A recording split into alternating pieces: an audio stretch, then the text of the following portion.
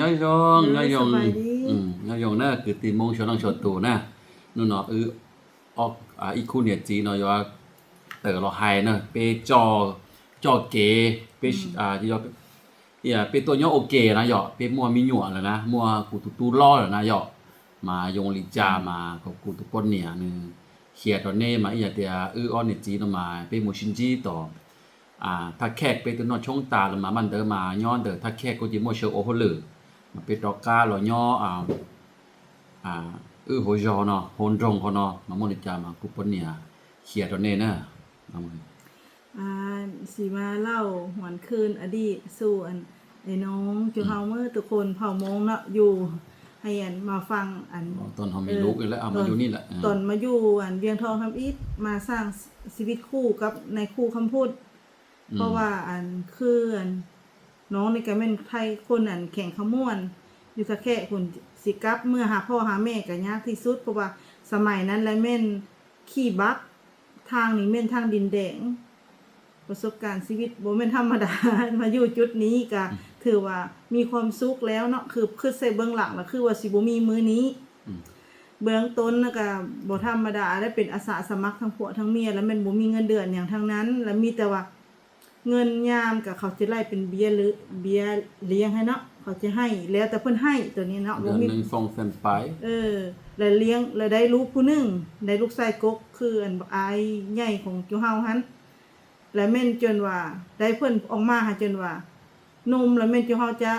เริ่มกินนมแม่แล้วก็หลังจากออกจากนมแม่กินนมงัวเนาะกินนมงัวจะเฮานะบ่สามารถตัวนมสำเร็จรูปมันบ่สามารถที่ว่าให้ลูกกินหมดเป็นกล่องต้องได้ผสมน้ำดื่ม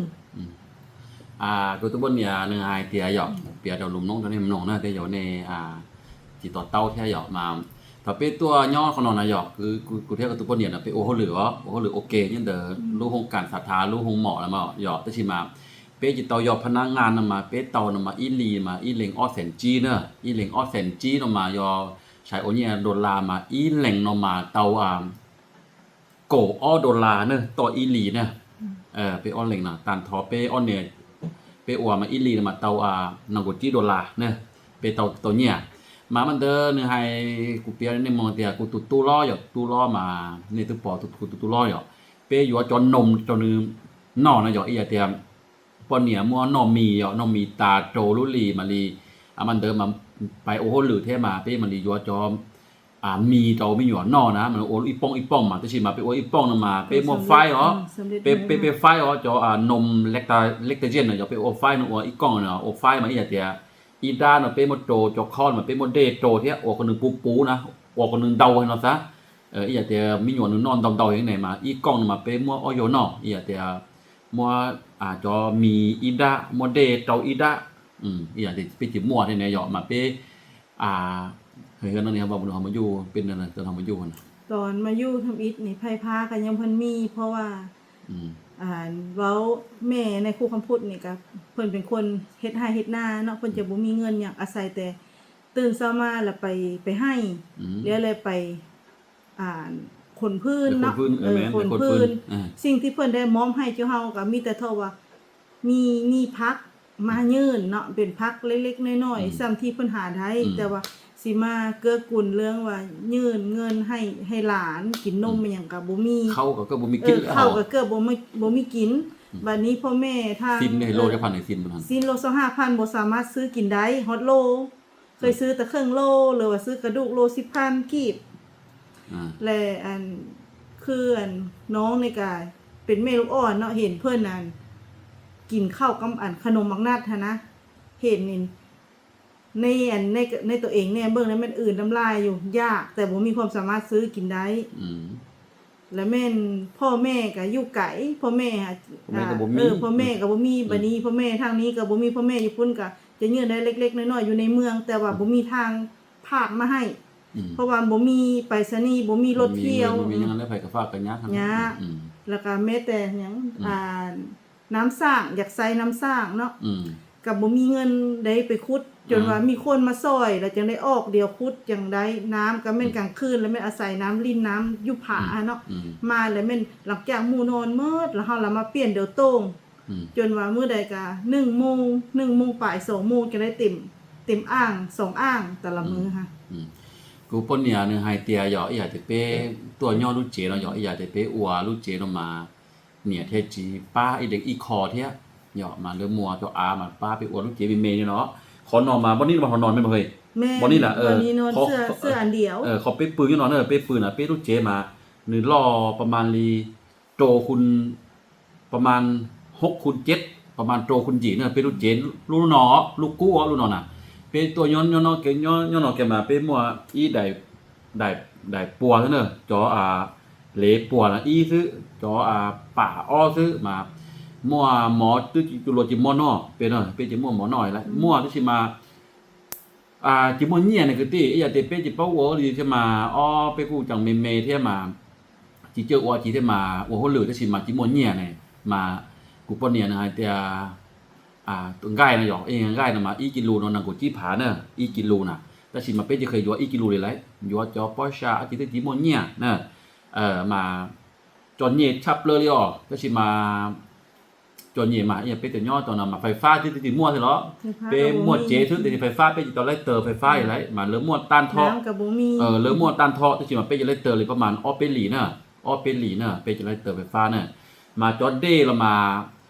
กูไล่หมูเทียน่ะเทียนอย่างนี้เดี๋ยวเคอจอน้ำสร้างเลยหรอเคอน้ำสร้างหรอน้ำสร้างหรออย่าเคอขอหรอมา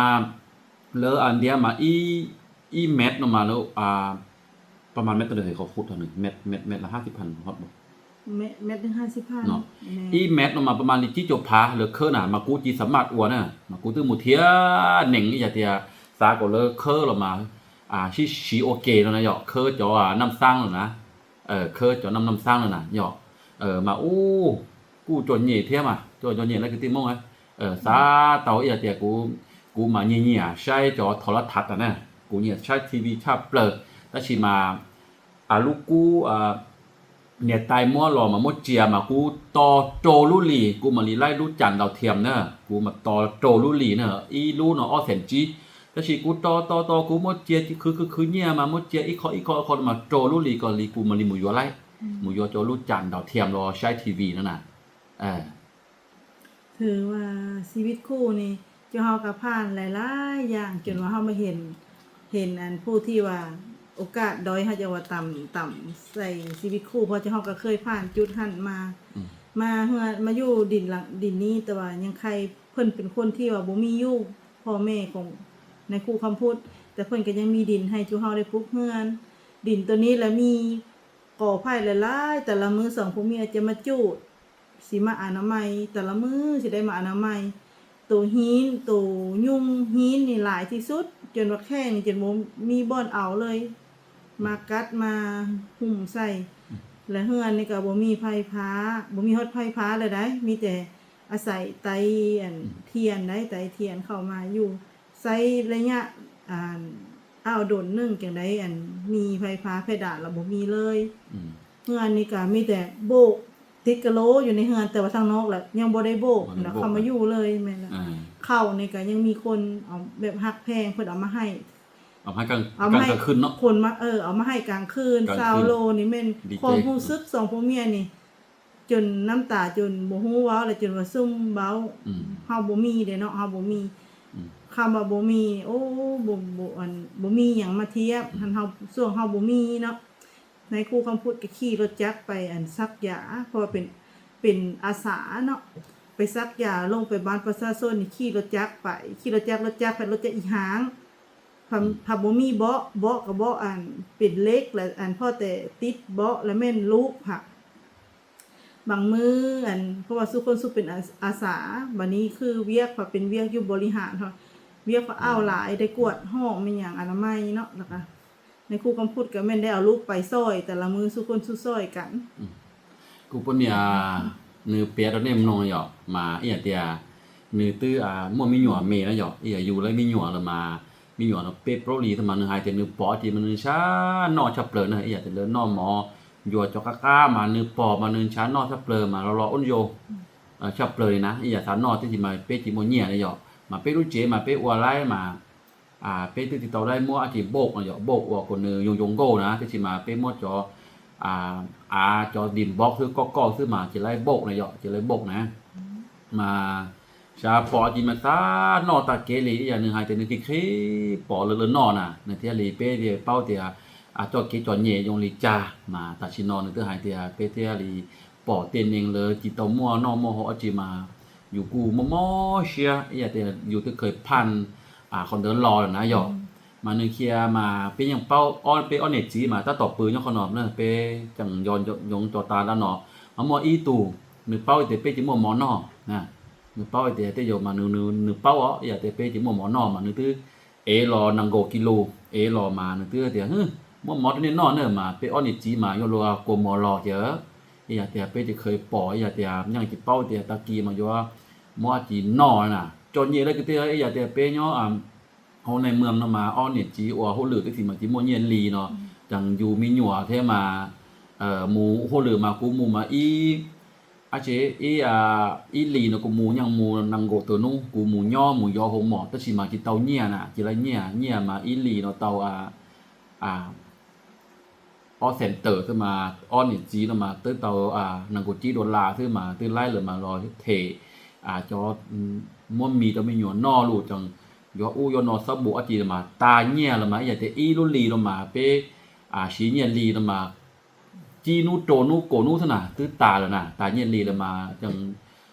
ต่อจีไล่โอ้อย่าแต่อยู่หมู่เทียนเนาะกูจีไล่น่ะคือติอย่าอยู่จิม่วนเงี้ยละมาใช้ปลาละมาหมู่จ้วมมองบ่หมู่เทียน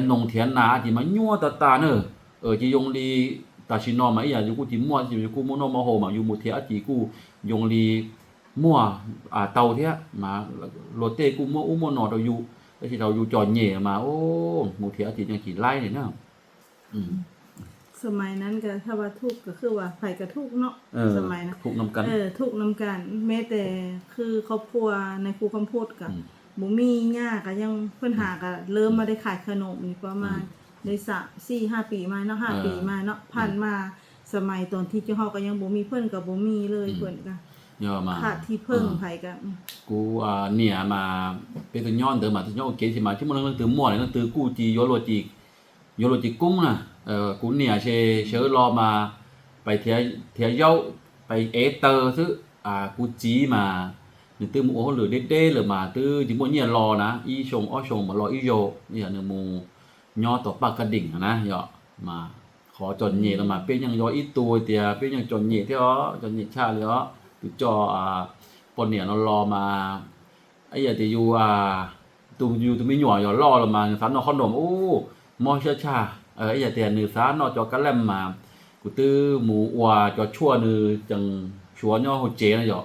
มาอยู่ตื้อมัวเดโตที่มาย่อมัวจอชั่วเลี่ยโตที่มาโอยงลีกระแลมก็นึนอนุกูเป้าเท่าไรมีหยวนอยู่นึนอเกียนึกูติจิจอนึมัวปอเจตกัวซื้อมาจิเป้าบริจาที่มามัวอายมาเป้หมูใช้เนี่ยตายต่อทักแขกนะกูตู้รอดแล้วนะหมูต่อทักแขกมาเป้กูเตาเนี่ยลีอีเล็งออเซนจีเดินไปเป้หมูเกียเหยาะหมูจอมามีหยัวมากัวสานอขนมมากัวอยู่มัวลีประมาณเป้โจกิโลเมตรกัวชาเปลหรือปอ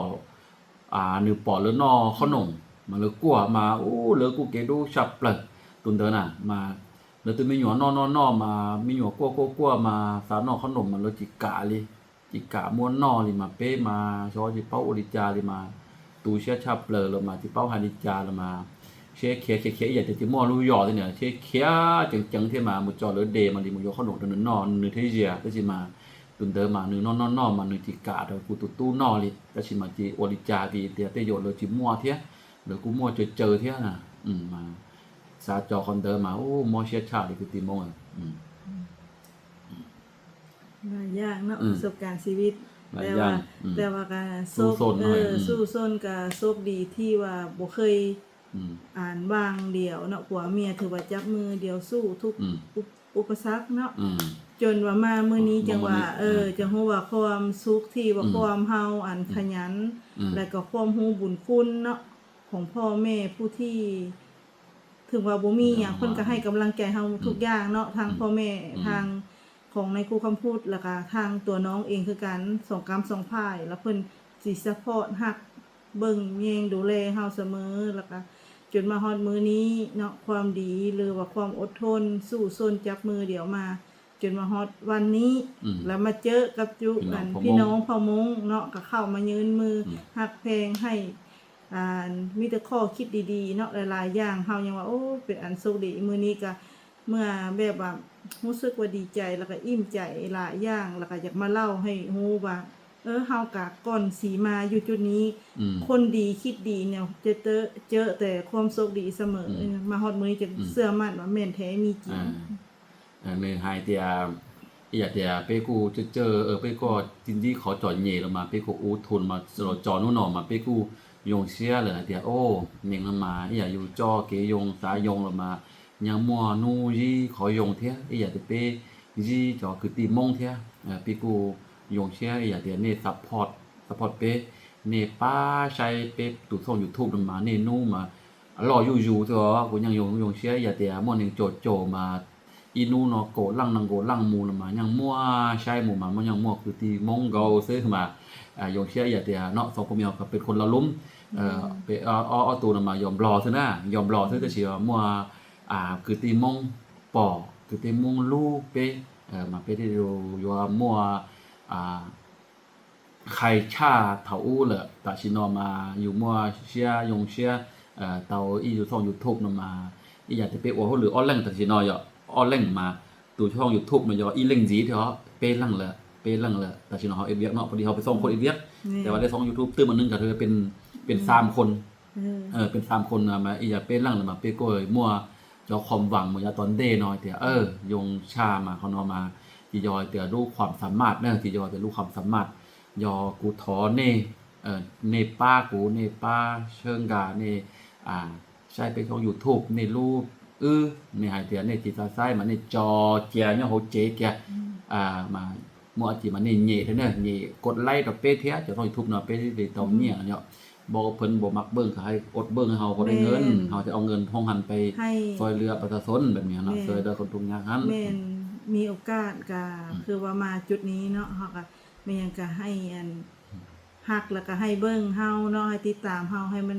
ได้มีตลอดไปให้ฮักให้เอ็นดูอยู่เฮาแล้วก็ให้ความหวังของจุเฮาเนาะที่ว่าถ้าว่าเฮาบ่มีเฮาฮักผู้ที่เฮาอยากช่วยเหลือหรือว่าเห็นผู้ที่ว่าด้อยกว่าเฮานะแต่เฮาบ่มีเงินเฮาก็สามารถจะให้เพิ่นบ่ทันได้เนาะถ้าเฮามีเป็นตัวเป็นตนเนาะทาง YouTube นี้แล้วเรามาบวกให้น้องเผ่ามงเฮาเนาะแต่ละรัฐแล้วก็แต่ละบ่อนนะที่ซัพพอร์ตอยู่เฮาช่วยเหลือยืนตลอดเนาะที่ว่าบ่ให้เจ้าเฮาเพียงลำพังส่งผลเมียนะถือว่าอยู่เคียงข้างเจ้าเฮาซัพพอร์ตเป็นอันนึงที่เฮ็ดเป็นหนทางยืงทางให้เฮาทุกบ่อนให้มันไปถึงประสบผลสำเร็จทุกอันนะแม่นก็ขอบใจอีกบัดนึงเด้อก็บ่เนี่ยนะhai tia người dùng xe sắp lỡนะiya de cái tìm mong sơn gà pe support pe trời tia ta chỉ nói bây giờ khỏi dùng thằng một ba luật tê nhưngแต่รู้อยู่ตัวเชียก็ใช่มาอยู่แต่อยู่ที่ตัวมัวอาชีพมาอยู่กูที่ตัวป้าตัวแห่งเทียมาที่มัวอาชีพมาทอคนในป้าก็อยู่ป้าใส่จะท่อง YouTube ป้าโจหมูปอบโจคือโจตีโจพงโจยือโจเนี่ยโจจีเดี๋ยวโอ้ป้านะในความพูดนะป้าใช้ในท่อง YouTube นะคนอยู่มัวนอกมัวโฮมันตอนเต้หน่อยว่าหมูป้าคือตีเต้นในตัวนี้เด้อมาไปยังนี่ยังตัดต่อใช้เป้ออนเน็ตจีเนาะมาเป้สายเตียนี่ยังรู้เป้เทียเป้ยังรู้ยังรู้เน็ตเทียมาเน็ตใช้แล้วมาเน็ตป้าเน่ป้าแฝป้ากดไลค์ต่อเป้ไปที่เต่าเนี่ยของเดิมหมู่ป้าคือตีมงเป็นหนึ่งจนเนี่ยเดี๋ยวนะหยอกเป็นในมงบลอป่งอาจีมาเป็นลูกตันทอนนะหยอก